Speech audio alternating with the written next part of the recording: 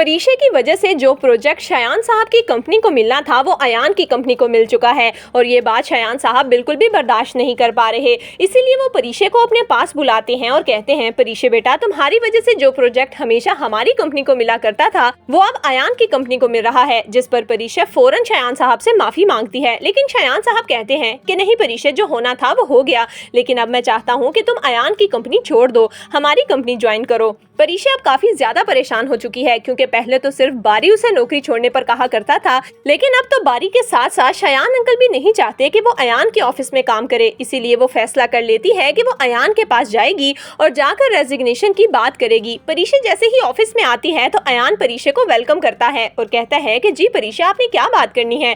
जिस पर परीक्षा कहती है कि सर, मैं अब जॉब कंटिन्यू नहीं कर सकती। यह सुनकर अयान तो हैरान हो जाता है, उसके पैरों के नीचे से तो जमीन ही निकल जाती है। अयान जो कि अनाया के साथ मिलकर परीक्षा और बारी की जिंदगी खराब करना चाहता है, अगर परीक्षा इस ऑफिस से चली गई तो फिर उनका प्लान अधूरा रह जाएगा। इसीलिए अयान फौरन कहता है, परीक्षा, आप हमारी कंपनी के साथ कॉन्ट्रैक्ट में हैं, आप इतनी आसानी से ये कॉन्ट्रैक्ट खत्म नहीं कर सकती, हम आपके खिलाफ लीगल कार्रवाई भी कर सकते हैं। जिस पर परीक्षा कहती है कि अयान साहब, मैं बहुत तमीज से आपसे बात कर रही हूँ कि मैं आपके साथ और काम नहीं कर सकती, और रही बात लोन की, तो मैं बहुत जल्द आपको सारे का सारा लोन वापस कर दूंगी, बस मुझे थोड़ी सी मोहलत चाहिए। जिस पर अयान कहता है कि नहीं परीक्षा, ऐसा नहीं हो सकता, आप ये जॉब नहीं छोड़ सकती, जब तक आपका कॉन्ट्रैक्ट है आपको आना पड़ेगा। ये सुनकर परीक्षा को बहुत गुस्सा आता है और वो अयान को कहती है कि ठीक है सर, आज से हमारा रिश्ता एक बॉस और एम्प्लॉय का ही होगा, और ये बात आप भी याद रखिएगा, मुझे हरगिज अपनी फैमिली की तरह ट्रीट मत करें, और याद रखिएगा कि मैं कोई मजबूर लड़की नहीं हूँ जो आपके इशारों पर चलेगी। जैसे ही ये कॉन्ट्रैक्ट खत्म होगा मैं ये जॉब छोड़ दूंगी।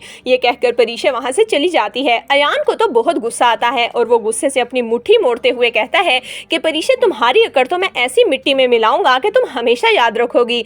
जबकि दूसरी तरफ अलीजे को घर भेजने के बाद जुहेब किसी पल भी चैन से नहीं गुजार पा रहा। रमशा उसके पास आती है और कहती है, जुहेब, तुम्हें आखिर हो क्या गया है? इस बेवफा लड़की की खातिर तुमने अपना क्या हाल बना लिया है? मैं तो शुरू से ही तुम्हें कहती थी कि अलीजे पर इतना वक्त और पैसा खर्च मत करो, लेकिन तुम कहाँ मेरी बात सुनते थे। अब देखो, उसने वही किया ना जो उसको ठीक लगा, उसने तुमसे पैसे लिए, अपने आप को ठीक किया और यहाँ से चली गई।